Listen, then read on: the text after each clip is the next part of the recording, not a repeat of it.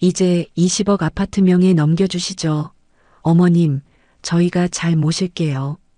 아들은 뇌경색으로 병상에 누운 어머니의 무릎 위에 부동산 증여 계약서를 펼쳐놓았습니다. 효심이라는 가장 완벽한 가면을 쓴 채 말이죠. 어머니는 말없이 서류를 받아들고 조용히 웃으며 도장을 찍어 주었습니다. 하지만 아들 부부의 환호가 절규로 바뀌는 데는 그리 오랜 시간이 걸리지 않았습니다. 과연 그들이 보지 못한 계약서의 작은 글씨에는 무엇이 적혀 있었을까요? 한 어머니의 통쾌한 복수 이야기 지금 시작합니다. 차가운 병원 복도에 한 남자의 거친 숨소리가 메아리 쳤습니다. 중환자실 앞에 도착한 김진우가 다리가 풀린 듯 벽에 손을 짚고 섰죠. 땀으로 젖은 머리카락이 그의 이마에 어지럽게 달라붙어 있었습니다. 어머니, 어머니, 저 왔어요. 진우가 이성을 잃고 문손잡이를 잡으려던 순간 안에서 나온 간호사가 그의 앞을 막아섰습니다. 보호자분, 지금은 면회 시간이 아닙니다. 들어오시면 안 돼요. 우리 어머니가 지금 저 안에 계시는데 아들인 제가 왜 못 들어갑니까? 비켜요. 진우가 간호사의 어깨를 밀치려 하자 그녀는 한치의 물러섬도 없이 그의 눈을 똑바로 보며 말했습니다. 그 목소리는 차분했지만 무게가 실려 있었습니다. 김진우 보호자님 맞으시죠?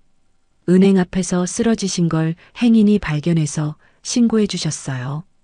다행히 골든타임에 병원으로 오셔서 생명에는 지장이 없으십니다. 하지만 뇌경색의 범위가 넓어 당분간은 절대 안정이 필요해요. 환자분을 위해서라도 진정해 주세요.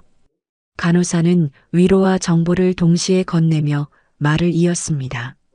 그리고 여기 환자분 소지품입니다. 구급대원분들이 잘 챙겨주셨어요. 간호사가 건넨 것은 박순애가 평소 외출할 때 늘 들고 다니던 낡은 손가방이었습니다. 바로 그때 또각거리는 하이힐 소리가 복도 끝에서부터 들려왔습니다. 흐트러짐 하나 없는 세련된 차림의 이서현이었습니다.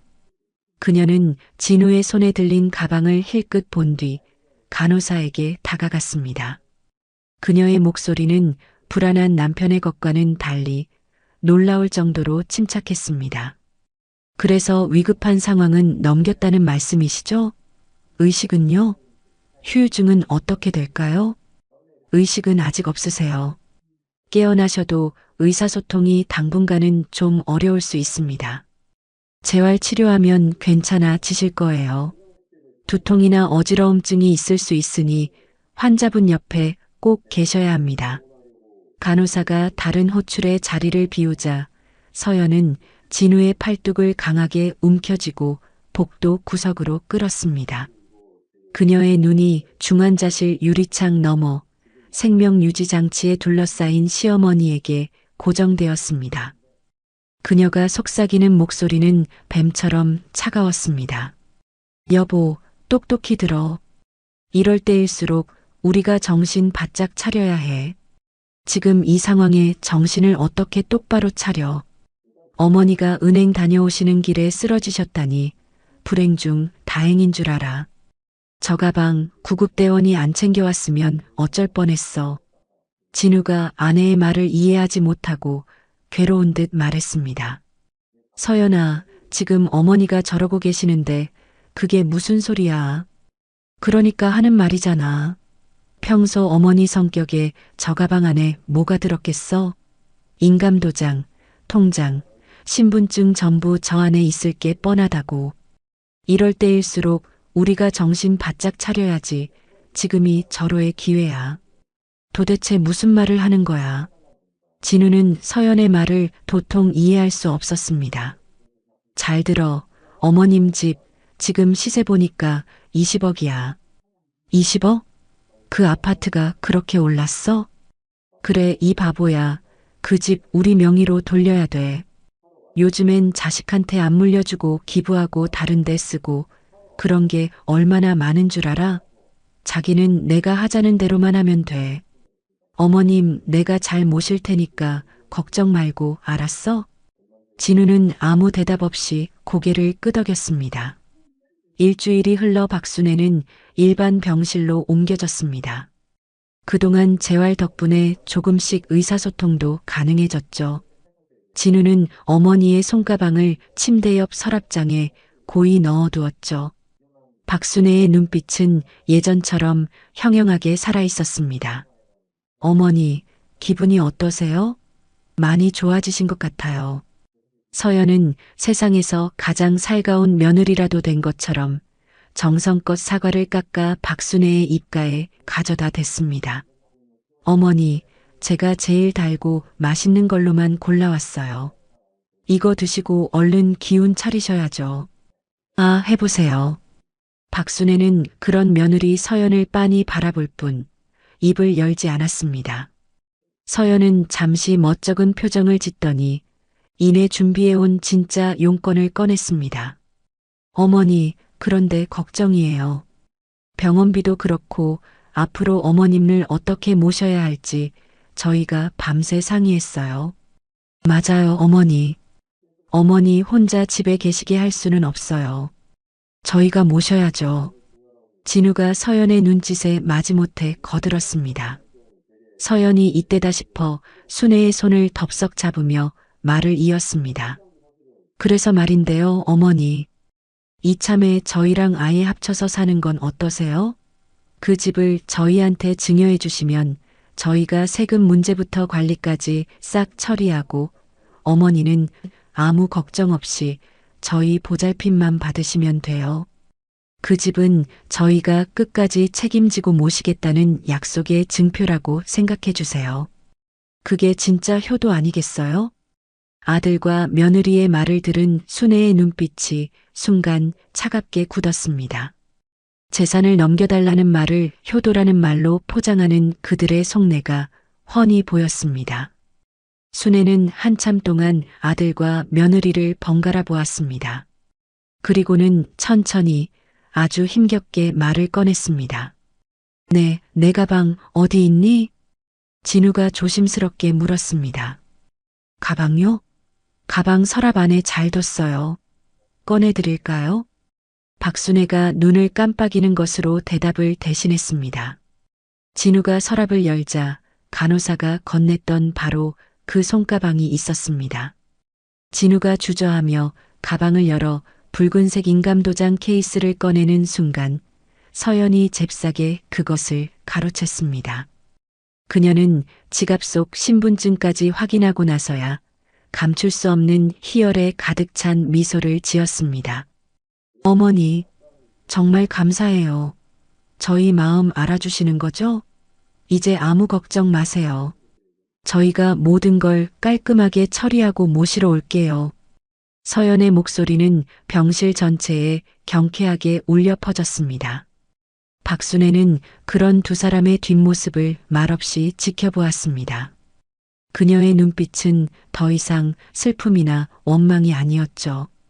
모든 것을 꿰뚫어 본 자의 차갑고 서늘한 분노가 그 안에 조용히 타오르고 있었습니다.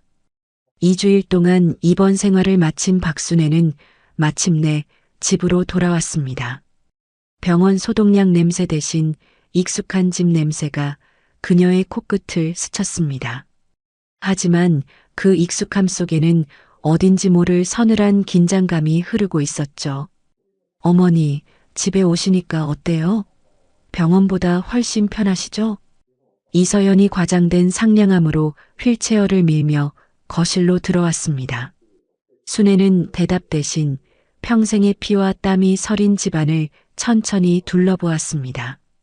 모든 것이 그대로였지만 이미 이곳은 더 이상 온전한 자신의 공간이 아닌 것만 같았습니다. 그녀가 힘겹게 입을 열었습니다. 내 집인데 꼭 남의 집에 온 것 같구나. 그녀의 목소리는 작았지만 그 안에는 서운함과 체념이 섞여 있었습니다. 김진우가 애써 어머니의 말을 외면하며 휠체어 옆에 무릎을 꿇고 앉았습니다. 그의 얼굴에는 어색한 미소가 걸려 있었죠. 어머니, 그런 말씀 마세요.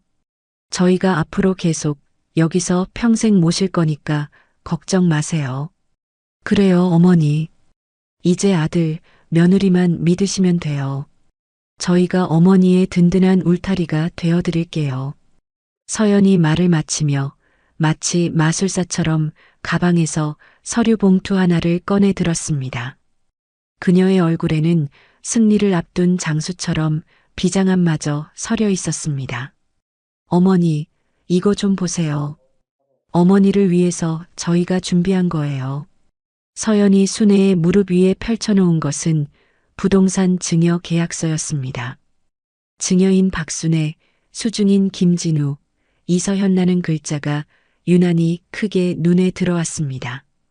평생을 일궈온 20억짜리 아파트를 아들 부부에게 증여한다는 내용이었죠. 서연이 마치 대본을 읽는 연기자처럼 부드럽게 설명하기 시작했습니다. 어머니 혼자서는 이 큰 집 관리하시기 힘드시잖아요. 재산세니 뭐니 신경 쓸 것도 너무 많고요. 저희가 맡아서 하는 게 여러모로 편하실 것 같아서요. 진우도 옆에서 거들었습니다. 그의 목소리는 아내의 것보다 더 떨리고 있었습니다. 그냥 형식적인 절차일 뿐이에요, 어머니. 어차피 다 어머니 집인데 뭐 달라질 게 있겠어요. 박순애 여사가 말없이 서류를 받아들었습니다. 그녀는 작은 글씨로 빼곡하게 적힌 내용들을 마치 처음 글을 배우는 아이처럼 한자 한자 더듬어 읽어내려갔습니다. 그녀의 느린 손가락 움직임을 지켜보는 서연의 눈에는 초조한 기색이 역력했습니다. 어머님, 내용이 좀 어렵죠? 별거 아니에요. 그냥 저희가 어머님 재산을 잘 지켜드린다는 약속 같은 거예요. 여기 이 칸에 도장만 찍으시면 모든 게 끝나요. 서연이 인주를 열어 순애의 눈앞에 내밀었습니다. 서연아, 진우야. 사실 내가 오래전부터 이 집을 물려주고 싶었단다. 그래서 내가 준비한 증여 계약서가 있어. 네. 어머님께서 준비하셨다고요? 저희가 준비해왔는데. 이 계약서 읽어보렴. 이 집을 증여한다는 계약서가 맞으니 걱정 말고. 서연과 진우는 계약서를 받아들고 첫 장만 뚫어져라 쳐다보았습니다. 자신들이 준비한 서류와 별반 다를 게 없어 보였죠. 그들은 자신들이 준비한 계약서를 고집했다간 이 집을 못 받게 될 수도 있다는 불안감에 휩싸였습니다.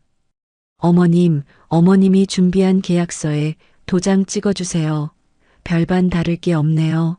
언제 이런 걸 준비하셨어요? 감사해요, 정말로. 서류를 받아든 순애가 말없이 인감도장을 들었습니다. 잠시의 정적이 흘렀습니다.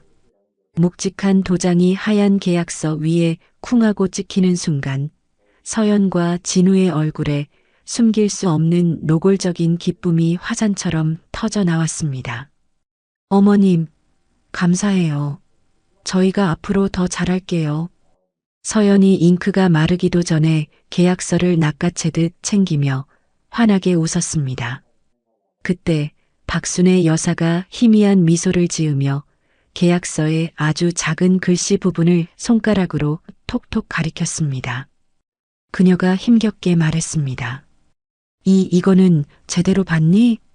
하지만 진우와 서연은 20억짜리 아파트가 드디어 자신들의 것이 되었다는 황홀경에 빠져 있었습니다. 그들은 순애의 말이 제대로 들리지도 않았죠. 네, 어머니, 뭐라고 하셨어요? 아, 네네. 저희가 다 꼼꼼하게 확인했죠. 진우가 건성으로 대답하며 서연과 눈빛을 주고받았습니다. 서연이 거의 들리지 않는 목소리로 입모양으로만 속삭였습니다. 20억, 우리 거야, 여보. 그날 밤 모두가 잠든 시간이었습니다. 순애는 자신의 방에서 낡은 폴더폰을 꺼내 조심스럽게 어딘가로 전화를 걸었습니다. 민준아. 네, 이모님. 말씀하세요. 그래, 이제 시작해도 되겠다.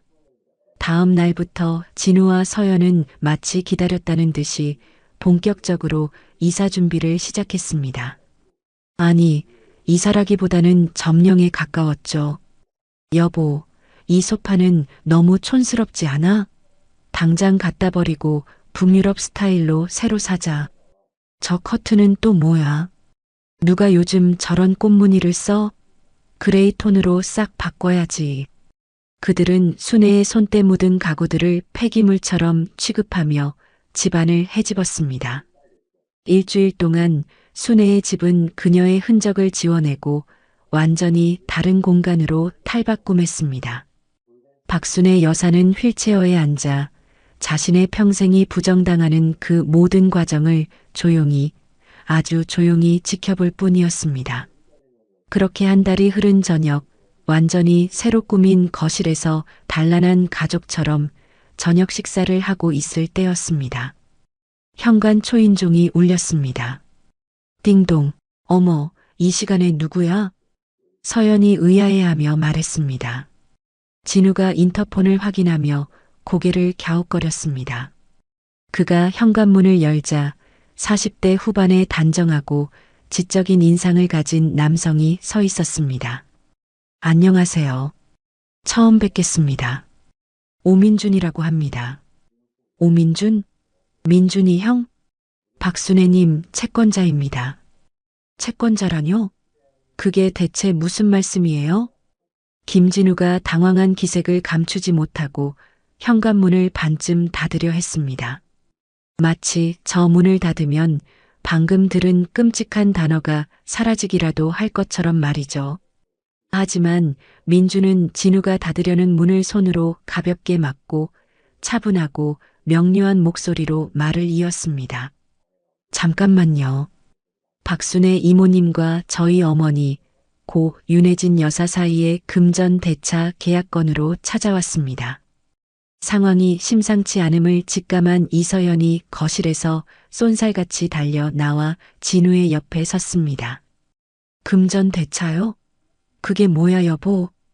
우리 어머니가 누구한테 돈을 빌렸다는 말입니까? 그 말을 들은 서연의 눈은 잔뜩 날이 선 채 오민준을 위아래로 훑쳤습니다. 오민준은 그 시선을 아무렇지 않게 받아내며 폭탄 같은 한마디를 던졌습니다. 네, 정확히는 원금만 20억 원을 차용하셨습니다. 20억. 그 단어가 서연의 귓가에 박히는 순간 그녀의 얼굴에서 핏기가 싹 가셨습니다.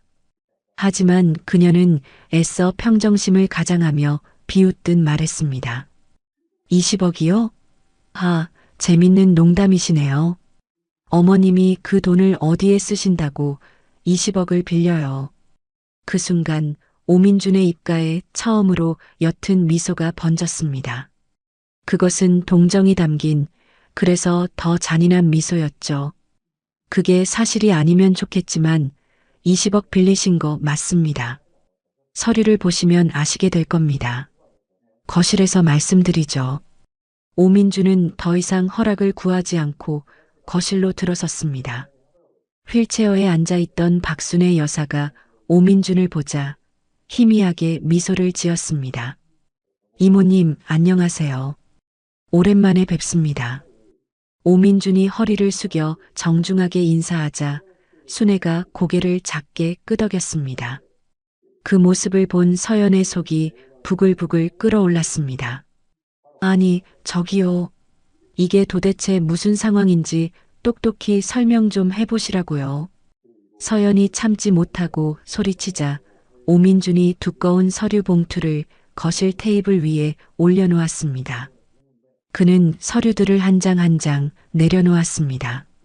이것은 2년 전 박순애 이모님과 돌아가신 저희 어머니 윤혜진 여사 사이에 작성된 금전 소비대차 계약서입니다. 쉽게 말씀드리면 저희 어머니께서 20억의 금액을 박순애 이모님께 일정 기간 동안 빌려드리고 갚기로 합의한 내용의 계약서라고 생각하시면 됩니다. 변호사 입회하에 공증까지 모두 완료된 법적으로 완벽한 서류입니다. 진우가 떨리는 손으로 서류를 받아들었습니다. 차용인 박순애, 금액 20억 원정. 모든 것이 사실이었습니다. 서연이 서류를 빼앗아 들며 악을 썼습니다. 아니 어머님, 이 돈을 다 어디에 쓰셨어요? 이걸 어떻게 갚으시려고요? 그리고 이 아파트를 담보로 설정하셨습니다. 오민준의 말에 서연이 잠시 주춤하는 사이 그가 다음 서류를 내밀었습니다. 그리고 이것은 채무 내역서입니다. 현재 김진우 씨와 이서연 씨 두 분께서 상환하셔야 할 총 금액이 적혀 있죠. 총 금액이라니 원금 20억 아니요? 진우의 말이 끝나기도 전에 오민준이 내역서의 한 부분을 손가락으로 짚으며 설명했습니다. 그의 목소리는 병을 진단하는 의사처럼 냉정했습니다. 원금 20억 맞습니다. 하지만 계약서상 이율은 연 20%, 법정 최고 이율입니다. 2년간의 이자가 8억 원입니다. 그리고 변제 기일이 1년 지났으니 그에 대한 연체 이자까지 더해야죠. 그래서 오늘 날짜로 두 분이 갚으셔야 할 총 채무액은 정확히 28억 8천만 원입니다. 이 28억 8천? 서연의 입에서 바람 빠지는 소리가 났습니다. 20억짜리 집을 팔아도 8억 8천만 원이라는 평생 만져보지도 못할 거액의 빚이 남는다는 계산이 그녀의 머릿속을 헤집었습니다. 그녀의 다리가 후들거리기 시작했습니다. 하지만 오민준의 설명은 아직 끝나지 않았습니다. 아, 그리고 이건 저희와는 별개의 문제입니다만 참고하시라고 말씀드립니다. 그가 마치 남의 이야기를 하듯 무심하게 말을 이었습니다. 어제 자로 증여 등기를 마치셨더군요. 축하드립니다. 덕분에 곧 세무서에서 증여세 고지서가 발송될 겁니다. 20억 부동산에 대한 증여세와 취득세를 합치면 대략 5억 원 정도 되겠네요. 그건 나라에 내셔야 하는 빚입니다. 저희가 받아야 할 돈과는 전혀 상관이 없죠. 그 순간 거실의 모든 공기가 사라진 것 같았습니다. 서연의 머릿속에서 모든 조각이 맞춰졌습니다. 20억짜리 아파트는 사라지고 8억 8천만 원의 사채와 5억 원의 세금이 남는다. 총 13억 8천만 원. 아무것도 남지 않은 빈털터리 신세에 순자산 마이너스 13억 8천만 원의 빚더미에 올라앉게 된 것이었습니다. 그것은 죽어서도 갚지 못할 돈이었습니다. 오민준은 마지막으로 작성했던 증여계약서 사본을 테이블 위에 올려놓았습니다. 그가 순애가 손가락으로 가리켰던 바로 그 특약 조항을 짚었습니다. 이 모든 끔찍한 책임은 어제 두 분이 기쁘게 도장을 찍으신 이 특약 조항 해당 부동산에 귀속된 모든 금융 및 법적 책임을 포괄적으로 승계한다는 문장에 따라 이제 온전히 두 분의 몫이 되었습니다. 서연은 그제야 깨달았습니다. 이것은 처음부터 완벽하게 짜인 지옥으로 가는 각본이었음을, 환희에 차서 찍었던 그 도장 하나하나가 모두 지옥의 문을 여는 열쇠였음을. 어머니, 정말이에요? 정말로? 진우가 망연자실한 얼굴로 어머니를 바라보았습니다. 박순애 여사가 처음으로 입가에 미소를 머금었습니다. 내가 이 조항 봤냐고 묻지 않았었니? 말도 안 돼. 뭐 이런 그지 같은. 서연의 입에서 의미를 알 수 없는 괴성이 터져 나왔습니다. 그녀의 눈이 뒤로 휙 뒤집히더니 그대로 정신을 잃고 차가운 대리석 바닥 위로 쓰러졌습니다. 서연아, 여보, 정신 차려.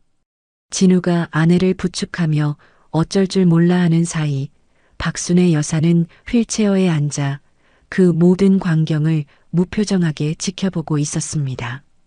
오민주는 테이블 위의 서류들을 차곡차곡 정리하며 마지막 말을 남겼습니다.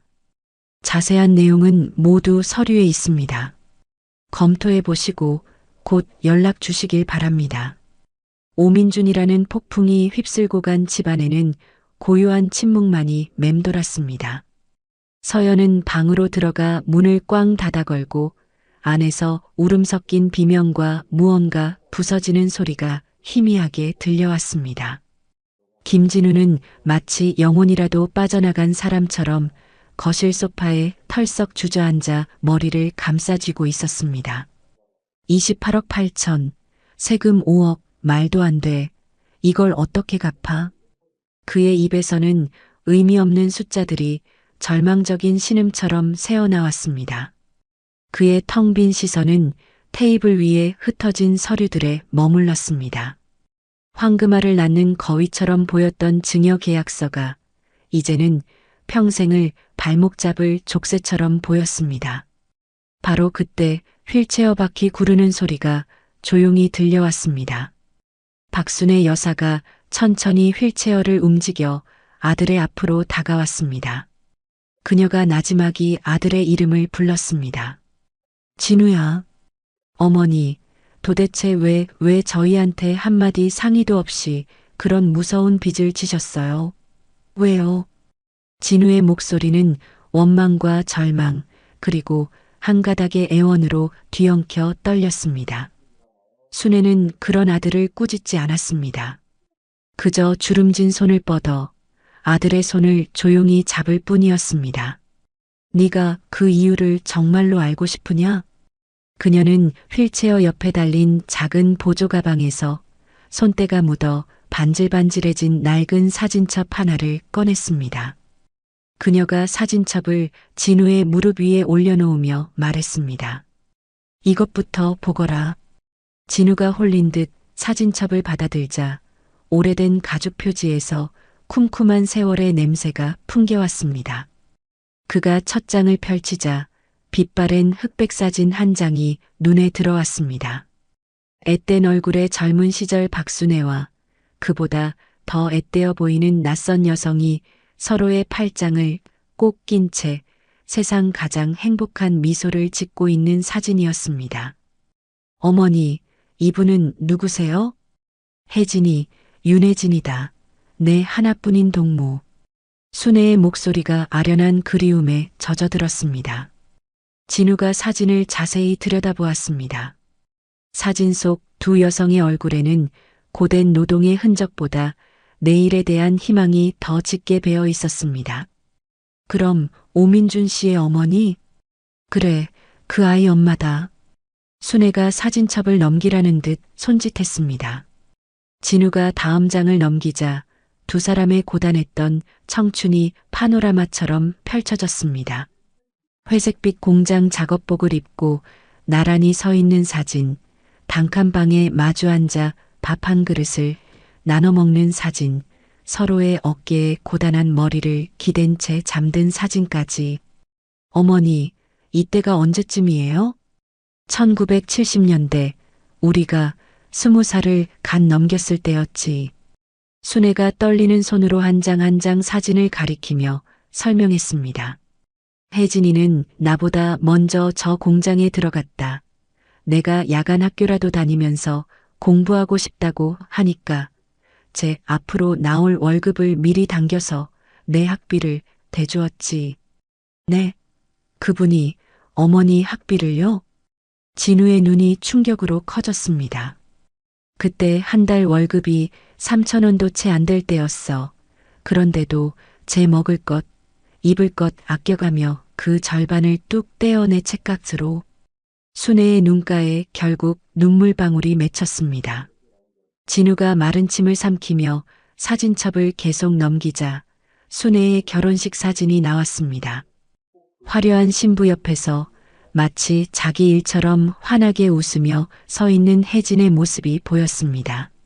마지막 페이지에는 두 가족이 함께 찍은 단체 사진이 있었습니다. 어린 진우와 그보다 조금 더 커 보이는 어린 민준이 나란히 서서 어색하게 웃고 있었죠. 이 형이 민준이 형이에요? 그래, 어렸을 적엔 너희 둘이 친형제처럼 붙어 다녔지. 시간은 김진우가 태어나기도 전인 1973년의 어느 새벽으로 거슬러 올라갑니다. 공장의 굴뚝 연기가 자욱하게 내려앉은 수도권 외곽 어느 작은 공업 도시였습니다. 가로등 하나 없는 어두운 새벽길 위로 두 소녀의 도랑거리는 목소리와 함께 발걸음 소리가 울려 퍼졌습니다. 19 동갑내기 박순애와 윤혜진이었습니다. 순애야, 옷 단단히 여며. 새벽 바람이 엄청 차다. 혜진이 시린 입김을 호호 불며 자신의 목도리를 풀어 순애의 목에 둘러주었습니다. 나는 괜찮아. 너야말로 어제 공장에서 밤새 철야하고 왔잖아. 피곤하지 않아? 나는 원래 잠이 없어서 괜찮아. 그것보다 너 감기 걸리면 너네 큰엄마한테 또 구박받을 거 아니야. 혜진의 말에 부모님을 여의고 친척 집에 얹혀 사는 순애의 어깨가 작게 움츠러들었습니다. 너는 너야말로 어젯밤에 늦게 들어갔다고 아버지한테 또 혼났다며. 이젠 새삼스럽지도 않아. 계집애가 공부는 해서 뭐하냐는 소리. 이제 귀에 딱지가 앉았어.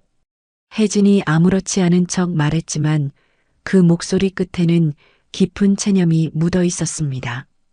두 사람은 이윽고 마을 어귀의 낡은 버스 정류장에 도착했습니다. 이곳에서 혜진은 꿈을 억압하는 공장으로, 순애는 유일한 희망이 있는 학교로 향해야 했습니다. 혜진아, 고마워. 네가 없었으면 난. 됐어. 우리가 남이야? 그런 소리 할 시간에 공부나 더 열심히 해. 혜진이 일부러 순애의 등을 세게 떠밀며 버스에 먼저 올라탔습니다. 그녀는 덜컹거리는 버스 창문으로 고개를 내밀어 멀어지는 순애를 향해 목청껏 소리쳤습니다. 순애야, 시험 잘 보고 저녁에 보자. 알았지? 순애는 그런 혜진의 뒷모습을 보며 자신을 지켜주는 유일한 가족의 모습을 떠올렸습니다. 그날 저녁 순애가 시험지를 보물처럼 품에 안고 혜진의 기숙사를 찾아왔습니다. 혜진아, 나 90점 맞았어. 정말? 와, 우리 순애 장하다. 내가 그럴 줄 알았어. 혜진이 제1처럼 뛸 듯이 기뻐하며 순애를 와락 끌어안았습니다. 이것 봐. 선생님이 교사의 자질이 보인다고 칭찬도 해주셨어. 교대에 가보라고 하셨는데 학비가 너무 비싸서. 순애의 표정이 이내 어두워졌습니다. 그 순간 혜진이 아침부터 고이 간직해 온 자신의 한 달 월급 절반이 담긴 봉투를 꺼내 순애의 손에 쥐어주었습니다. 이거 보탰어. 혜진아, 이럴 수 없어. 너희 아버지한테 드려야지.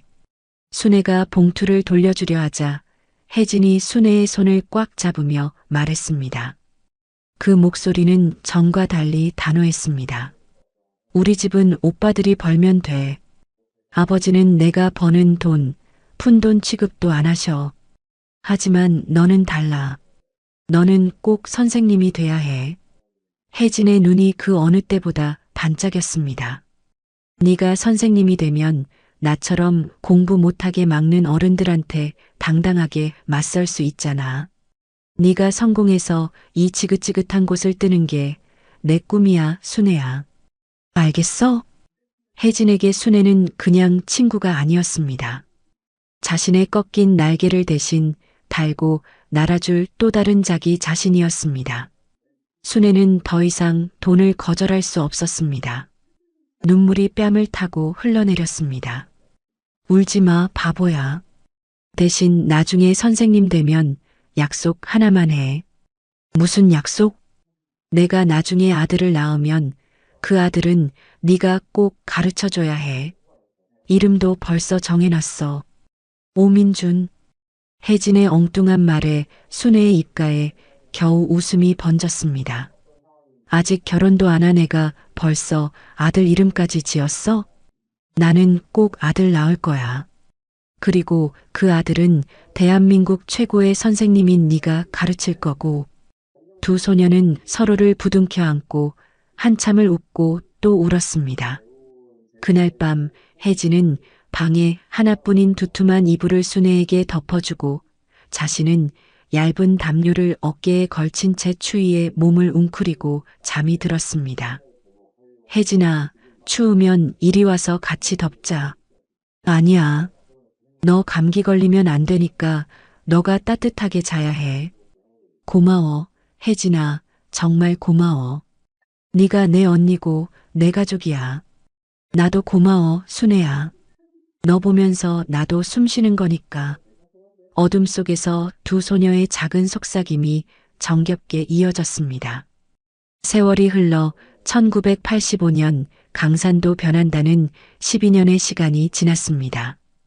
두 소녀의 운명은 그 시간의 흐름 속에서 완전히 다른 방향으로 엇갈려 있었습니다.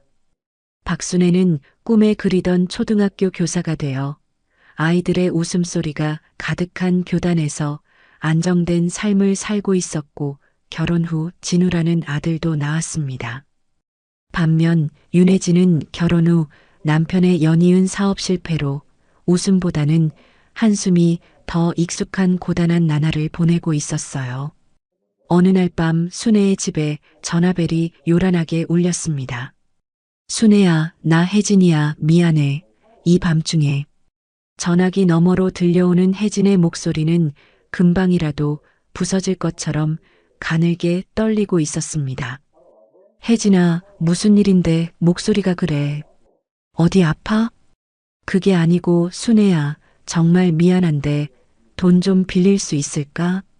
순애는 아무것도 묻지 않고 책상 위 수첩을 펼쳤습니다. 얼마나 필요한데? 걱정 말고 말해봐. 200만 원만. 우리 민준이 수술비가 모자라서 금방 갚을게. 정말이야. 알았어. 내일 내가 바로 가지고 갈 테니 아무 걱정 말고 민준이 옆에 꼭 붙어 있어.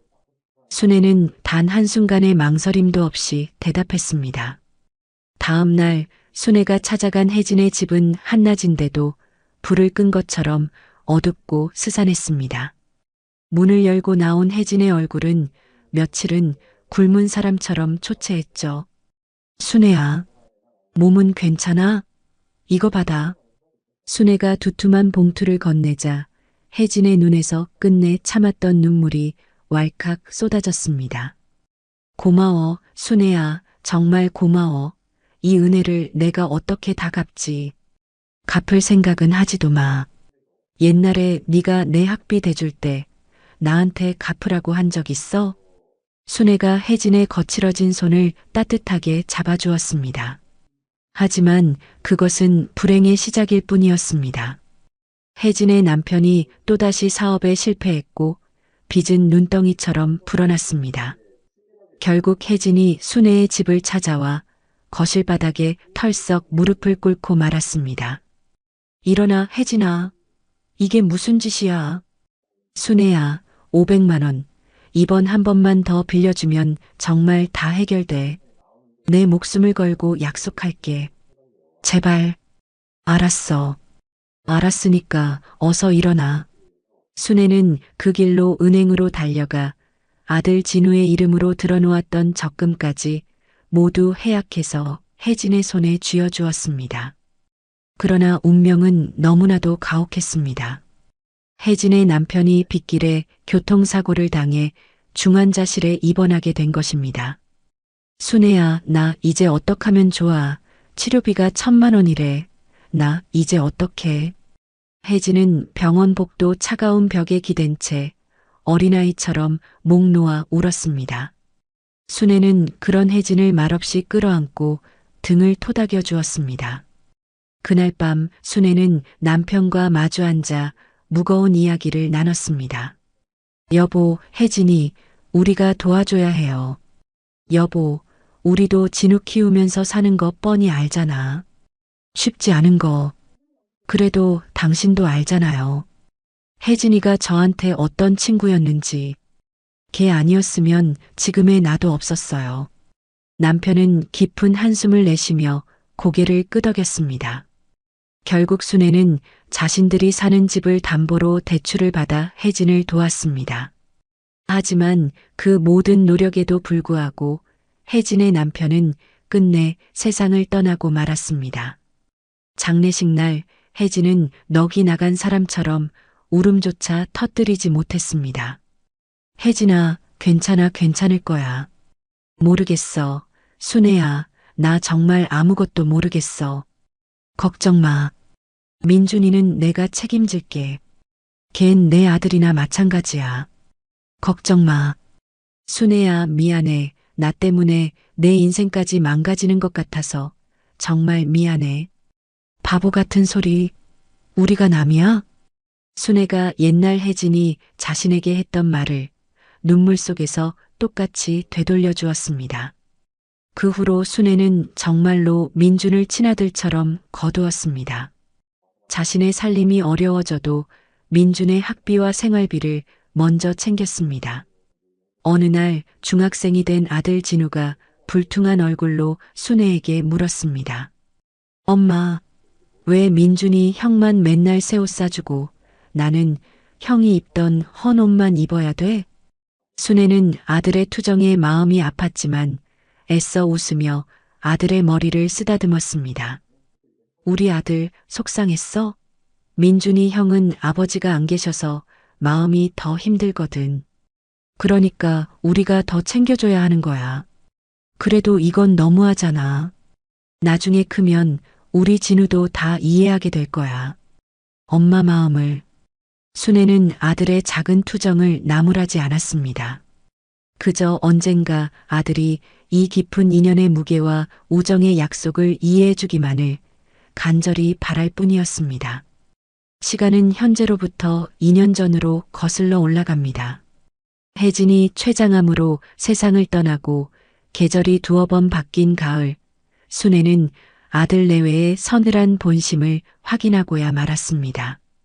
화창한 주말 오후 순애는 아들 내외가 예약한 고급 레스토랑에 앉아 있었습니다. 어머니, 이거 드셔보세요. 이 집이 스테이크가 정말 맛있어요. 며느리 서연이 살갑게 웃으며 값비싼 스테이크를 정성껏 잘라 순애의 접시에 올려주었습니다. 아들 진우 역시 연신 아내를 칭찬하며 분위기를 띄웠죠. 우리 서연이가 어머니 기력 보충해드려야 한다고 일부러 제일 좋은 데로 예약했어요. 효심 하나는 끝내주죠? 순애는 오랜만에 받아보는 아들 내외의 극진한 대접에 어색하면서도 한편으로는 마음 한구석이 따뜻해지는 것을 느꼈습니다. 혜진을 떠나보낸 후 부쩍 외로움을 타던 참이었기에 그들의 관심이 가뭄의 단비처럼 느껴졌습니다. 화기애애한 식사가 끝나갈 무렵 서연이 화사하게 웃으며 말했습니다. 어머니, 저는 잠시 화장 좀 고치고 올게요. 몇 분 후 순애 역시 잠시 바람을 쐴 겸 자리에서 일어났습니다. 레스토랑 복도를 지나 화장실로 들어서는 순간 안쪽 칸에서 익숙한 목소리가 들려왔습니다. 새어나오는 웃음소리와 대화 내용에 순애는 자기도 모르게 그 자리에 걸음을 멈췄습니다. 며느리 서연이었습니다. 응, 나 지금 시어머니랑 같이 있어. 오늘 내가 크게 한턱 쐈지. 분위기 아주 좋거든. 이제 슬슬 본론으로 들어가서 한번 꼬셔보려고. 순애는 자신의 귀를 의심했습니다. 심장이 차갑게 내려앉는 기분이 들었죠. 서연의 통화는 계속되었습니다. 먹힐 것 같냐고? 먹히게 만들어야지. 일단 요즘 세상이 얼마나 험악한데 혼자 계시면 위험하다. 나이 드시면 판 달려 흐려져서 사기당하기 딱 좋다, 이런 레퍼토리로 쫙 운을 띄우는 거야. 그래도 안 넘어오시면 최후의 수단으로 치매 얘기까지 꺼내야지. 어머님 요즘 진짜로 깜빡깜빡 하신다니까?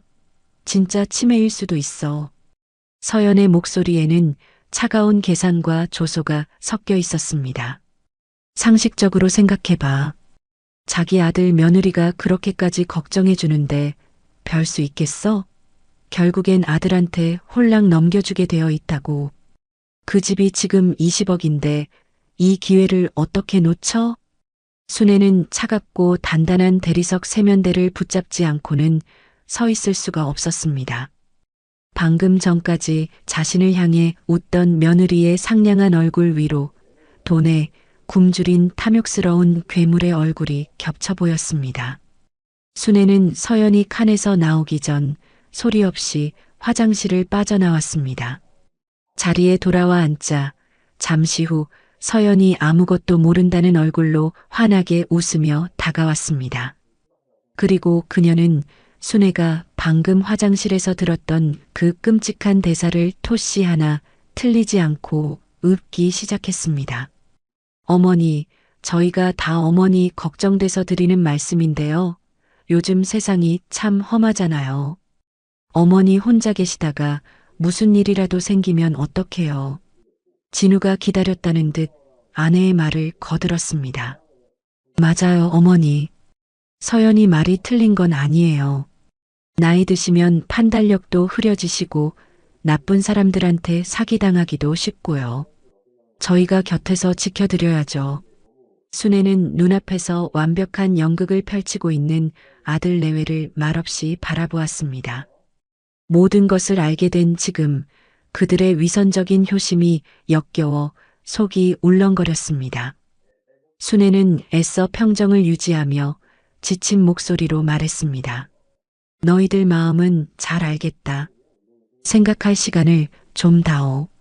며칠 후 순애는 굳은 결심을 한 얼굴로 어느 빌딩의 문을 열었습니다. 문에는 법무법인 정의 대표 변호사 오민준이라는 명패가 선명하게 빛나고 있었습니다. 사무실 안 말끔한 정장 차림으로 서류를 보던 성공한 변호사 민준이 순애를 보고 버선발로 달려나왔습니다. 이모님, 어쩐 일로 여기까지 직접 오셨어요. 연락 주셨으면 제가 찾아뵈었을 텐데요. 민주는 순애에게는 더 이상 빚진 친구의 아들이 아니라 세상에서 가장 든든한 아들이었습니다. 순애는 그런 민준의 손을 잡고 평생의 회한이 담긴 목소리로 말했습니다.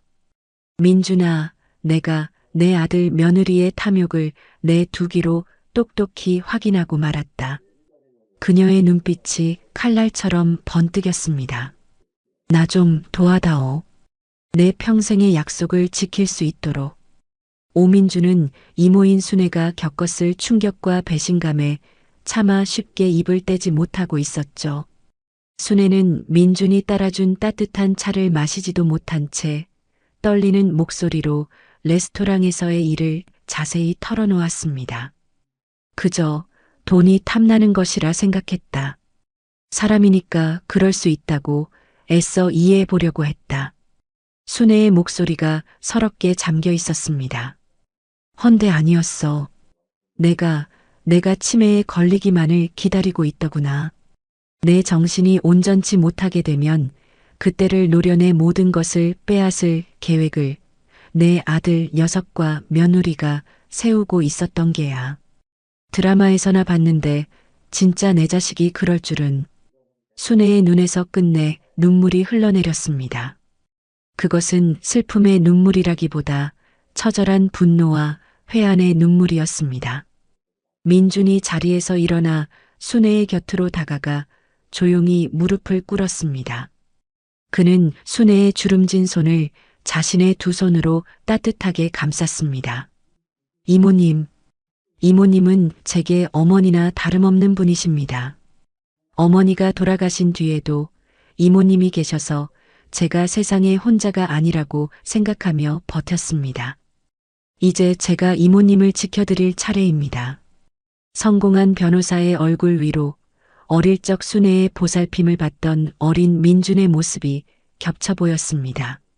방법을 찾아줄 수 있겠니, 민준아? 가장 간단한 방법은 유언 공증을 받아두시는 겁니다.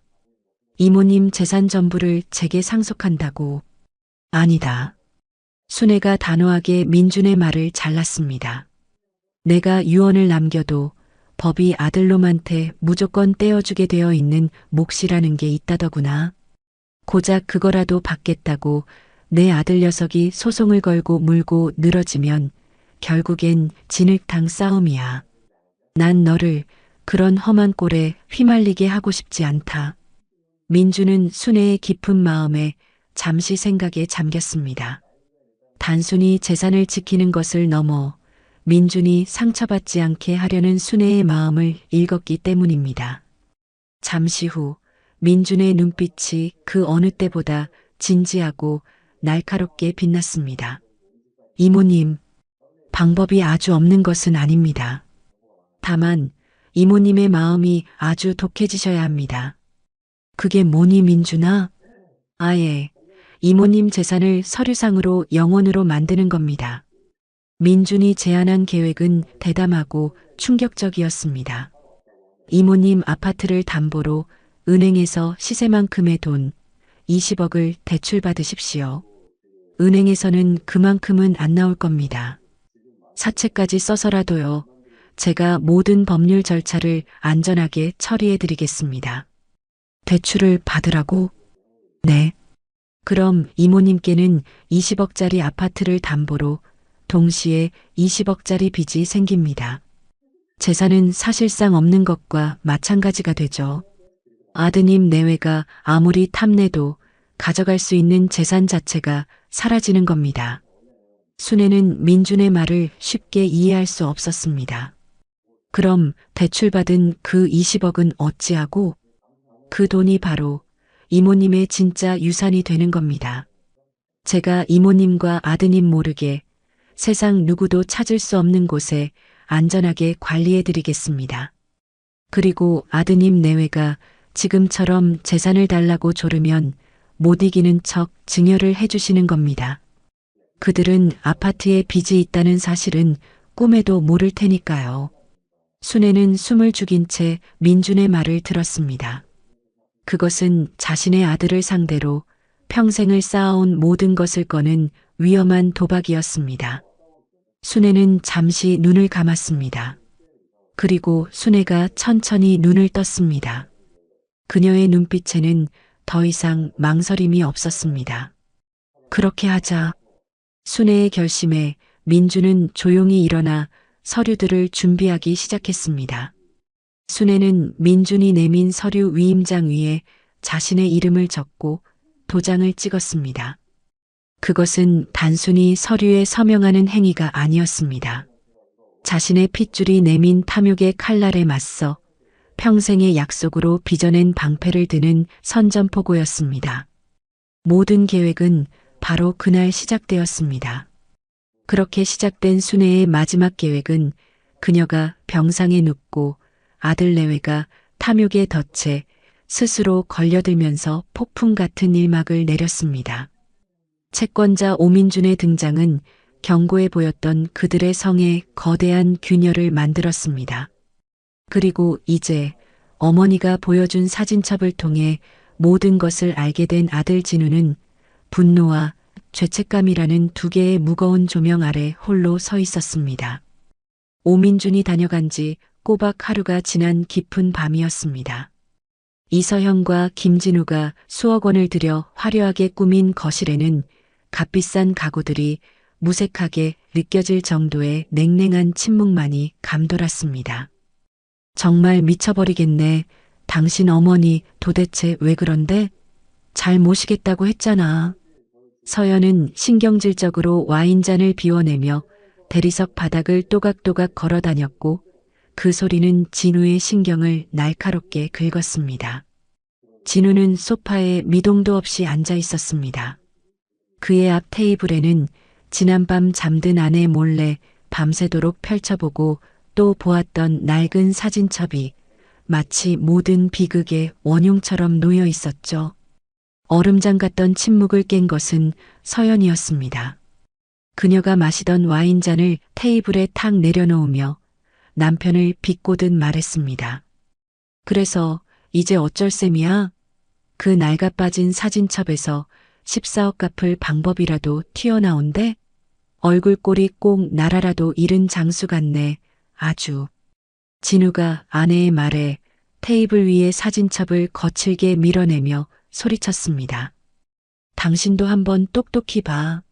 이게 우리 어머니의 실체고 동시에 내가 어떤 대접을 받으면서 살아왔는지에 대한 증거니까. 그는 떨리는 손으로 사진첩의 한 페이지를 가리켰습니다. 빛바랜 흑백 사진 속 공장 작업복을 입은 앳된 두 여인의 모습이었습니다.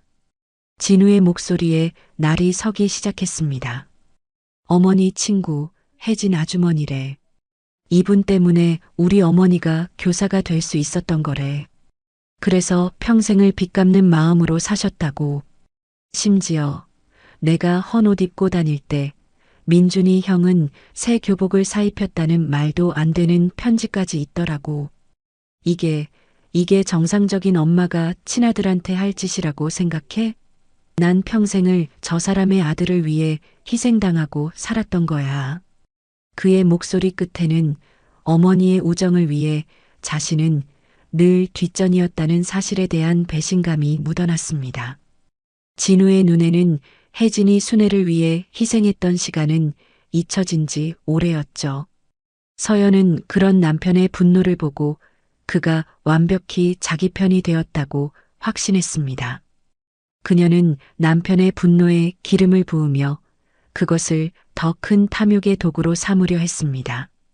그것 봐, 내 말이 맞지? 시어머니는 당신보다 그 오민준을 더 아꼈던 거야. 평생을 당신 등골 빼서 그 집안 먹여 살린 거라고. 그래놓고 이제 와서 그 변호사랑 짜고 우리한테 빚까지 떠넘겨. 이건 그냥 사기가 아니라 배신이야, 배신. 서연의 눈이 섬뜩하게 빛났습니다. 그녀는 이제 승기를 잡았다는 듯 의기양양하게 외쳤습니다. 잘 됐어. 이건 명백한 사기 증여야. 당장 변호사 선임해서 증여 무효 소송 걸고 그 오민준 모시기 변호사도 사기죄로 콩밥 먹이자고. 감히 누굴 상대로 사기를 쳐? 그 말을 들은 진우의 얼굴은 눈물과 분노, 그리고 지독한 자기 혐오로 뒤엉켜 있었습니다. 사기? 그래, 당신 말이 맞을지도 몰라. 어머니는 나보다 민준이 형이 먼저였으니까. 평생을 나한테 희생만 강요했으니까. 억울하고 분하다고. 진우의 절규가 텅 빈 거실을 울렸습니다. 그러나 그는 이내 스스로를 향해 더 큰 목소리로 외쳤습니다. 그런데 우리도 어머니 등쳐먹으려고 했잖아. 억울하다고 어머니 재산 뺏으려고 했던 우리가 정당하다는 건가? 당신이나 나나 다 똑같은 괴물이야. 이제 와서 누가 누굴 탓해? 그는 테이블 위의 사진첩을 가슴에 끌어안았습니다. 어머니에 대한 원망과 그런 어머니마저 배신하려 했던 자신에 대한 혐오가 그의 안에서 격렬하게 충돌했습니다. 당신 말이 맞는 건지 아니면 내가 평생을 잘못 살아온 건지 이제는 정말 하나도 모르겠어. 당신 정말 무서운 사람이야. 서연은 그런 남편의 모습을 마치 처음 보는 사람인 양 차갑게 쏘아보았습니다. 웃기고 있네. 본인도 같이 한 일이면서. 자신의 완벽한 계획에 유일한 흠집을 내려는 남편의 나약한 양심이 그녀는 경멸스러워 견딜 수가 없었죠. 두 사람의 신뢰에 그리고 탐욕으로 뭉쳤던 부부관계에 첫 번째 균열이 생기는 순간이었습니다. 두 사람의 격렬한 다툼 이후 집안의 공기는 팽팽한 활시위처럼 아슬아슬했습니다. 김진우와 이서연은 같은 공간에 있으면서도 서로를 없는 사람처럼 취급했죠. 대화는 사라졌고 눈빛조차 마주치지 않았습니다. 나를 잘못 건드렸다는 걸 뼈저리게 깨닫게 해줄게. 며칠 후 이서연은 자신이 아는 변호사 중 가장 비싸고 가장 승률이 높다는 법무법인의 문을 열었습니다. 빌딩 최상층에 위치한 사무실의 거대한 통창 너머로 도시의 풍경이 장난감처럼 펼쳐져 있었습니다. 차가운 대리석과 유리로 꾸며진 응접실은 서연의 야망처럼 화려하고 냉정했죠.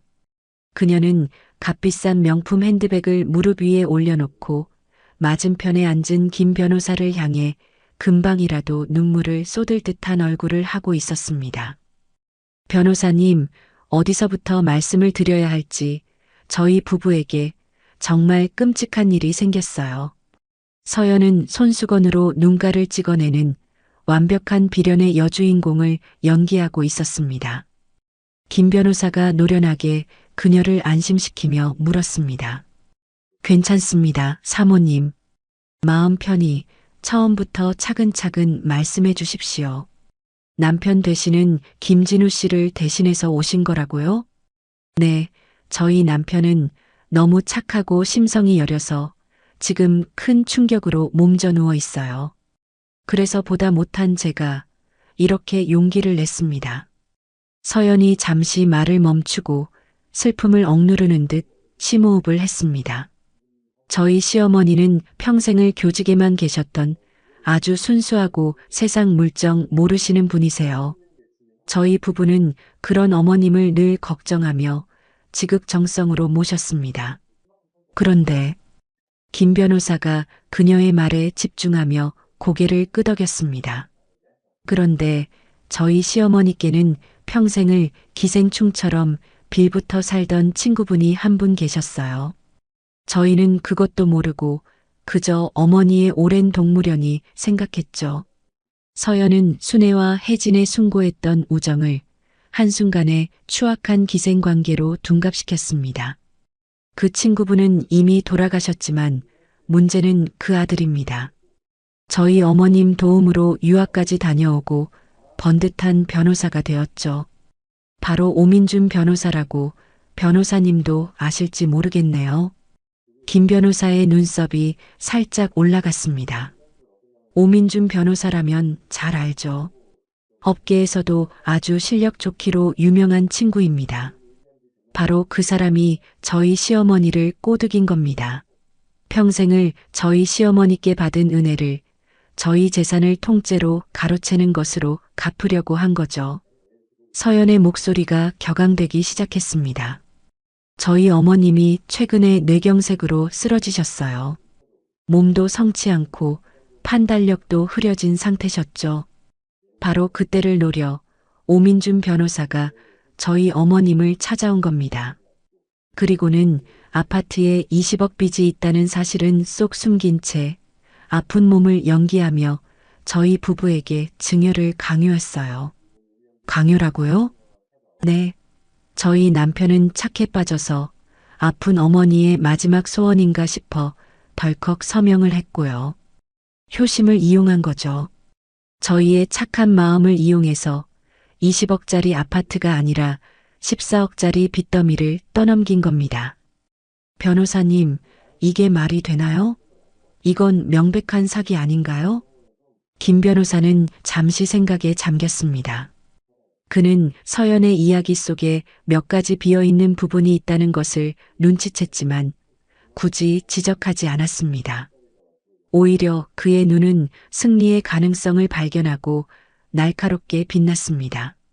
사모님, 말씀을 들어보니 민법상 기망에 의한 증여계약으로 볼 소지가 충분합니다.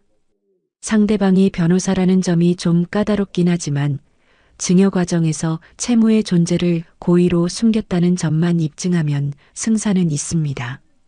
재미있는 싸움이 되겠군요. 김 변호사의 말에 서연은 드디어 연기를 멈췄습니다. 그녀의 눈에서 눈물이 감쪽같이 사라졌고 얼굴에는 차갑고 단단한 표정이 떠올랐습니다. 변호사님, 저는 그냥 증여만 무효로 만들고 싶은 게 아니에요. 그녀의 목소리가 뱀처럼 낮고 섬뜩하게 가라앉았습니다. 저를 기만한 시어머니와 그 뒤에서 모든 것을 조종한 오민준, 두 사람 모두 사기죄로 고소해서 감옥에 보내고 싶어요. 그리고 저희 부부가 받은 정신적 충격에 대한 위자료까지 뜯어낼 수 있는 건 전부 뜯어낼 겁니다. 가능하겠어요? 김 변호사는 서연의 잔인함에 잠시 놀랐지만 이내 얇고 차가운 미소를 지었습니다. 그는 이런 종류의 의뢰인에게 익숙했습니다. 물론입니다, 사모님. 소송은 돈과 시간의 싸움입니다. 비용만 충분히 준비된다면 저는 사모님을 위해 지옥이라도 만들어드리는 사람입니다. 비용은 걱정 마세요. 성공 보수도 원하시는 만큼 챙겨드리죠. 대신 반드시 이겨주세요. 그들이 제 앞에서 무릎 꿇고 비는 모습을 제가 꼭 봐야겠습니다. 서연과 김 변호사는 서로를 마주보며 탐욕으로 가득 찬 미소를 나누었습니다. 그것은 법의 이름을 빌린 또 다른 약탈을 예고하는 잔인한 동맹의 시작이었습니다. 며칠 후 서연이 외출해서 돌아와 빳빳한 대봉투를 거실 테이블 위에 던지듯 내려놓으며 말했습니다. 이제 진짜 시작이야. 법원에서 온 소장. 그녀는 서류의 앞면을 손가락으로 톡톡 두드렸습니다. 그곳에는 선명한 글씨로 사건의 당사자들이 적혀 있었습니다. 원고 이서연, 피고 박순애, 오민준. 그리고 당신은 이제 내 유일한 증인이고.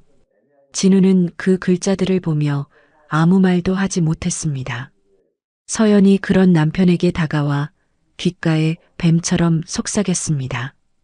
정신 똑바로 차려. 법정에서 딴소리하기만 해. 그럼 당신도 어머니랑 오민준이랑 한패였다고 공범으로 엮어버릴 테니까. 그녀가 나지막이 웃으며 쐐기를 박았습니다. 우린 한 배를 탔다고 김진우 씨. 그날 밤 서연은 거실에서 변호사와 통화하며 승리를 확신하는 목소리로 웃고 떠들었습니다. 네, 변호사님. 증거는 차고 넘쳐요. 명백한 사기죠. 이길 수밖에 없는 싸움이라니까요. 아내의 목소리가 문틈으로 희미하게 들려왔습니다. 진우는 귀를 막고 싶었지만 그럴 수 없었죠. 그는 불도 켜지 않은 어두운 방 안에서 어머니의 사진을 멍하니 바라보았습니다. 원망과 죄책감이 뒤섞여 그의 마음은 지옥과도 같았습니다. 어머니, 대체 왜? 그는 괴로운 마음에 서재에 놓인 어머니의 낡은 경대를 무의식적으로 열었습니다. 어머니의 손때 묻은 빗과 작은 장신구들 사이에 자물쇠로 잠긴 낡은 오동나무 상자가 있었습니다. 이게 뭐지? 진우는 경대 아래쪽에 테이프로 붙여진 작은 열쇠를 발견하고 홀린 듯 상자를 열었습니다. 상자 안에는 묵주와 빛바랜 사진 몇 장, 그리고 그의 이름이 적힌 낡은 편지 봉투 하나가 들어 있었습니다. 어머니의 익숙한 글씨체였습니다. 내 사랑하는 아들, 진우에게. 진우의 심장이 쿵 내려앉았습니다. 그는 떨리는 손으로 편지를 꺼내 펼쳤습니다. 어머니의 눈물 자국인 듯 얼룩진 편지 위로 그녀의 진심이 모습을 드러냈습니다. 진우가 나지막이 편지를 읽어 내려가기 시작했습니다. 진우야, 이 편지를 네가 언젠가 읽게 된다면 엄마는 아마 내 곁에 없거나 있어도 없는 것과 마찬가지인 상태일 게다. 그의 목소리가 미세하게 떨려왔습니다. 다음 문장을 읽는 그의 눈시울이 뜨거워졌습니다. 먼저 미안하다는 말부터 해야겠구나. 네가 어릴 적 엄마가 민준이 형만 더 챙긴다고 많이 서운했었지.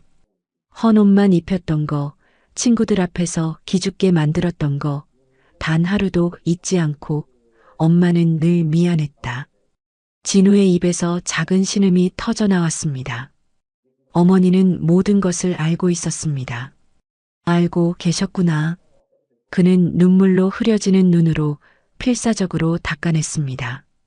편지는 어머니의 가장 깊은 비밀을 고백하고 있었습니다. 하지만 진우야, 엄마에게는 갚아야 할 목숨 같은 빚이 있었단다. 네가 보고 자란 엄마의 삶은 사실 혜진 이모가 내게 선물해준 두 번째 인생이었어. 그 이모가 아니었다면 세상에 엄마도 그리고 내 아들 너도 없었을 거다. 진우는 그제야 사진첩 속의 희생이 어떤 의미였는지 어렴풋이 깨닫기 시작했습니다. 그는 편지의 다음 구절에서 숨을 멈췄습니다. 엄마는 평생을 내 심장을 반으로 쪼개어 사는 심정으로 살았다. 반은 세상에서 가장 사랑하는 내 아들 너를 위해 뛰었고 나머지 반은 내 목숨을 구해준 친구와의 약속을 위해 뛰었지. 편지는 어머니의 고통스러운 고백을 이어갔습니다. 너를 사랑하는 마음과 그 아이를 지켜야 하는 마음, 어느 하나도 엄마는 포기할 수가 없었다. 진우의 입에서 흐느낌이 새어나왔습니다. 그는 마지막 문단에서 완전히 무너져 내렸습니다. 엄마는 너를 단 한순간도 사랑하지 않은 적이 없단다. 이거 하나는 정말 진심이란다. 진우의 손에서 편지가 힘없이 떨어졌습니다. 어머니를 향했던 모든 분노와 억울함이 거대한 파도처럼 밀려오는 죄책감과 슬픔 앞에 산산이 부서졌습니다. 그는 서재 벽에 등을 기댄 채 그대로 바닥에 주저앉았습니다. 아니야, 아니야. 그는 고개를 저으며 부정했지만 눈물은 멈추지 않았습니다. 그의 입에서 터져나온 것은 짐승의 울음소리와도 같은 처절한 통곡이었습니다. 어머니, 어머니. 어머니가 남겨둔 사랑 앞에서 자신의 탐욕이 얼마나 추악했는지를 깨닫는 고통의 눈물이었습니다. 밖에서 들려오던 아내 서연의 날카로운 웃음소리가 그 울음소리 앞에 아득하게 멀어져 갔습니다. 어둠 속에서 한 남자의 길고 긴 밤이 끝나가고 있었습니다. 그리고 그는 동이 트면 자신이 무엇을 해야 할지 비로소 알게 되었습니다. 한 달 후 모든 운명이 결정될 재판의 날이 밝았습니다.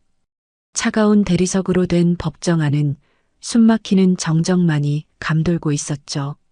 원고석에 앉은 이서연은 승리를 확신하는 듯 여유로운 표정이었고 피고석의 휠체어에 앉은 박순애는 그저 담담하게 앞만 보고 있었습니다. 마침내 재판장이 안경을 고쳤으며 재판의 시작을 알렸습니다. 지금부터 판결에 앞서 최종 증인 신문을 시작하겠습니다. 원고 측 증인 김진우 씨 앞으로 나오십시오. 진우가 방청석에서 일어나 무거운 발걸음을 옮겼습니다. 그는 아내와 어머니 그 누구와도 눈을 마주치지 못했습니다. 서연의 변호사인 최 변호사가 자신만만한 목소리로 신문을 시작했습니다. 증인 김진우 씨 힘드시겠지만 사실대로만 말씀해 주십시오. 증인의 어머니 박순애 씨가 20억 원의 빚이 있다는 사실을 숨긴 채 증여 계약서에 서명하도록 유도한 것이 맞지요? 진우는 한참 동안 아무 말도 하지 못했습니다. 법정 안의 모든 시선이 그의 입술에 쏠렸습니다. 증인? 왜 대답이 없으시죠? 어머니가 걱정되십니까? 하지만 진실을 말하는 것이 지금 증인이 할 수 있는 최선의 효도입니다. 최 변호사가 그를 부드럽게 압박했습니다. 진우가 마침내 고개를 들어 재판장을 똑바로 바라보았습니다. 아닙니다. 나지막하지만 단호한 그의 한마디에 법정안이 술렁였습니다. 서연이 믿을 수 없다는 듯 자리에서 상체를 일으켰습니다. 변호사님 말씀은 모두 사실이 아닙니다. 지금 무슨 말을 하는 겁니까, 증인? 위증은 중죄입니다. 최 변호사가 당황하며 소리쳤습니다. 진우는 아내 서연을 향해 몸을 돌렸습니다. 이 모든 것은 저희의 탐욕에서 시작되었습니다. 여보, 당신 미쳤어? 지금 여기가 어디라고 헛소리를 해? 서연이 경악하며 외쳤지만 진우는 멈추지 않았습니다. 그는 자신의 모든 죄를 고백하기 시작했습니다. 어머니가 쓰러지신 날 제 아내는 제게 말했습니다. 지금이 절호의 기회라고 했습니다. 진우의 목소리가 법정 전체에 울려 퍼졌습니다. 어머니가 은행 다녀오는 길에 쓰러지셨으니 그 가방 안에 인감도장이 있을 거라고, 지금 우리가 정신 바짝 차려야 한다고, 그게 사람의 도리입니까? 그가 울부짖으며 말을 이었습니다. 저희는 어머니의 병상 앞에서 재산을 계산했습니다. 어머니의 진심을 알게 된 후에도 제 아내는 이 모든 것을 사기극으로 몰아 소송을 걸었습니다. 진우가 피고석의 어머니를 향해 무너지듯 몸을 돌렸습니다. 그의 눈에서 뜨거운 눈물이 쏟아졌습니다. 어머니는 저희를 속인 것이 아닙니다. 저희의 탐욕이 어머니를 저 벼랑 끝으로 내몬 것입니다. 어머니는 그저 평생을 지켜온 약속을 저희 같은 자식들로부터 지키고 싶으셨을 뿐입니다. 진우의 처절한 통곡에 법정은 완전히 압도되었습니다. 재판장이 무겁게 입을 열었습니다. 증인의 증언은 이 재판의 향방을 결정하는데 충분하다고 판단됩니다. 재판장이 잠시 숨을 고르고 판결문을 들어 올렸습니다. 이에 재판부는 원고 이서연의 청구를 기각한다. 서연의 입에서 비명 같은 신음이 터져 나왔습니다. 재판장은 그녀를 향해 엄중한 목소리로 말했습니다. 피고 박순애의 행위는 기망이 아닌 자식의 그릇된 욕심으로부터 약속을 지키기 위한 최후의 수단이었음이 인정된다. 증여계약 및 채무승계 또한 모두 유효함을 선고한다. 재판장의 망치가 힘차게 판결봉을 내리쳤습니다. 땅, 땅, 땅. 재판이 끝나고 법정이 소란스러워지는 순간 서연이 진우에게 달려들었습니다. 그녀가 이성을 잃고 그의 뺨을 세차게 후려쳤습니다. 짝! 이 무능하고 멍청한 인간. 내 인생을 망쳐도 유분수지. 결국 내 엄마 편을 들어. 진우는 뺨을 감싸 쥔 채 아무 말도 하지 않았습니다. 그의 눈에는 더 이상 분노나 억울함이 아닌 깊은 슬픔만이 고여 있었습니다. 20억은커녕 14억 빚더미에 앉게 생겼잖아. 다 너 때문이야. 그깟 낡은 편지 하나에 넘어가서 이 꼴을 만들어. 우리가 잘못한 거야. 당신 탐욕 때문에 시작된 일이라고. 진우의 나지막한 대답에 서연이 코웃음을 쳤습니다. 탐욕? 너는 깨끗한 척하지 마. 누구보다 좋아했잖아. 이제 와서 양심 있는 척, 정의로운 척, 역겨워 죽겠네. 그녀는 가방에서 미리 준비해온 듯한 이혼 서류를 꺼내 진우의 가슴팍에 던졌습니다. 하얀 서류들이 눈처럼 흩날리며 바닥으로 떨어졌습니다. 너 같은 인간이랑은 단 하루도 못 살아. 위자료는 저 빚으로 퉁치는 줄 알아. 평생 그 빚이나 갚으면서 내 엄마랑 오순도순 잘 살아봐. 서연은 마지막까지 악담을 퍼붓고는 뒤도 돌아보지 않고 인파 속으로 사라졌습니다. 진우는 바닥에 흩어진 서류들을 멍하니 내려다보았습니다. 한순간에 아내와 집, 그리고 거액의 빚과 평생 씻을 수 없는 죄책감만 남았습니다. 계절이 4번 바뀌는 동안 많은 것들이 제자리를 찾아갔습니다. 한때 온 가족의 욕망이 들끓었던 20억짜리 아파트는 결국 법원 경매를 통해 새 주인을 찾아갔죠. 그 경매에 참여한 오민주는 합법적인 절차를 통해 아파트의 소유권을 취득했습니다. 그는 예전의 화려한 가구들을 대부분 덜어내고 순애의 손때 묻은 낡은 가구 몇 개를 다시 들여놓았습니다. 어느 주말 저녁 그는 낯익은 거실 소파에 앉아 어딘가로 전화를 걸었습니다. 이모님, 저예요. 네, 오늘은 일찍 들어왔어요. 그의 목소리는 따뜻했습니다. 저녁은요? 진우 형이 와서 해준다고요? 다행이네요. 그럼 맛있게 드세요. 같은 시간 김진우는 배달 오토바이 위에 앉아 헬멧을 벗고 땀을 닦고 있었습니다. 그의 삶은 화려했던 과거와는 정반대의 위치에 서 있었죠. 그때 주문한 음식이 늦었다며 가게 주인이 고객에게 고개를 숙이는 모습이 보였습니다. 아이고, 손님, 정말 죄송합니다. 배달이 조금 늦었죠? 이게 지금 몇 분이나 늦었는지 알아요? 다 식었잖아요. 진우가 오토바이에서 내려 함께 고개를 숙였습니다. 정말 죄송합니다, 손님. 오는 길이 많이 막혔습니다. 제가 책임지고 바로 다시 가져다 드리겠습니다. 정말 죄송합니다.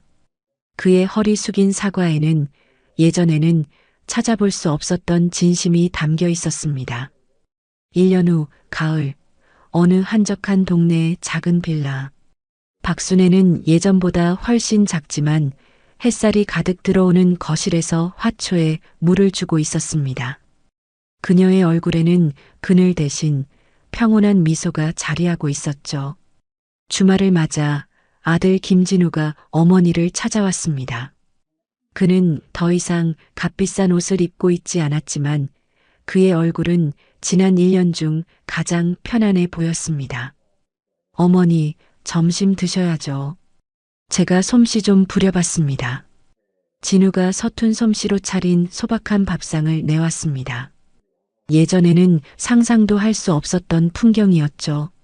아이고, 우리 아들 다 컸네. 이제야 사람 굿이라는구나. 순애가 농담 섞인 칭찬을 하며 따뜻하게 웃었습니다. 진우는 말없이 밥 위로 가장 큰 생선살을 발라 올려주었습니다. 순애가 아들의 거칠어진 손을 보며 안쓰럽게 물었습니다. 일이 고되지는 않고 밥은 잘 챙겨 먹고 다니는 게야. 그럼요. 땀 흘리고 먹는 밥이 얼마나 맛있는데요. 예전엔 이런 맛을 전혀 몰랐어요. 진우가 멋쩍게 웃으며 대답했습니다. 그는 모든 법적 책임을 지고 개인회생을 신청했고 지금은 배달 일을 하며 빚을 갚아나가고 있었습니다. 몸은 고됐지만 마음은 그 어느 때보다 가벼웠습니다.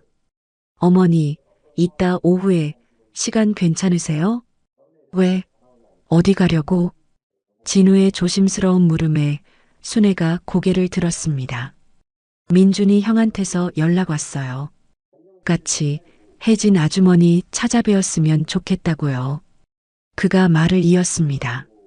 저도 그래도 괜찮을까요, 어머니? 그럼 당연히 같이 가야지. 혜진이가 보면 아주 좋아할 게다. 그들이 도착한 곳은 따스한 가을볕이 내리쬐는 어느 야트막한 언덕의 묘원이었습니다. 윤혜진의 작은 봉분 앞에 순애와 진우 그리고 민준이 나란히 섰습니다. 민준이 조용히 국화꽃을 내려놓고 술을 따르며 잠들어 있는 어머니에게 말했습니다. 어머니, 저 왔어요. 이모님은 제가 잘 모시고 있으니 아무 걱정 마세요. 그가 진우를 돌아보며 옅은 미소를 지었습니다. 그리고 진우 형도요. 이제 다 괜찮아졌어요, 어머니. 그러니 하늘에서 편히 지켜보세요. 순애가 휠체어에 앉아 사진 속 친구의 얼굴을 어루만지듯 바라보며 말했습니다. 혜진아, 나왔다. 우리 민준이 아주 훌륭하게 잘 컸지? 그리고 우리 진우도 이제야 철이 좀 들었어. 네가 하늘에서 도와준 덕분인가 보다. 한참을 망설이던 진우가 마침내 무릎을 꿇고 혜진의 봉분 앞에 고개를 숙였습니다. 그의 목소리가 작게 떨렸습니다. 아주머니, 저 진우예요. 제가 다 잘못했습니다. 평생을 저희 어머니와 아주머니께서 쌓아 올린 그 귀한 것들을 제가 전부 망칠 뻔했습니다. 정말 죄송합니다. 그가 일어나 말없이 어머니의 주름진 손을 가만히 잡았습니다. 그 작고 거친 손의 온기 속에서 그는 자신이 잃어버린 것과 그리고 비로소 얻게 된 것을 깨달았습니다. 나레이션이 진우의 마음을 대변하듯 조용히 흘러나왔습니다. 그가 그토록 탐냈던 20억짜리 아파트는 사라졌습니다. 화려했던 삶도 곁을 지키던 아내도 모두 떠나갔죠. 하지만 그는 비로소 알게 되었습니다. 어머니, 이제 그만 가시죠. 진우가 어머니의 휠체어를 부드럽게 돌렸습니다. 순애가 아들의 손등을 따뜻하게 토닥였습니다. 돈이 아닌 사람 사이의 믿음, 재산이 아닌 지켜야 할 약속의 무게, 그것이야말로 어머니가 자신의 모든 것을 걸고 아들인 자신에게 물려주고 싶었던 진정한 유산이라는 것을 말입니다. 오늘 이야기 어떠셨나요? 혹시 끝까지 함께 해주신 분이 계시다면 잘 들었다고 댓글 하나만 남겨주세요. 여러분에게도 따뜻하고 빛나는 날들이 찾아올 거예요. 구독과 좋아요는 다음 이야기를 이어가는 큰 힘이 됩니다. 지금까지 오늘도 사연이었습니다. 더 깊고 따뜻한 이야기로 다시 찾아뵐게요. 편안한 하루 보내세요. 감사합니다.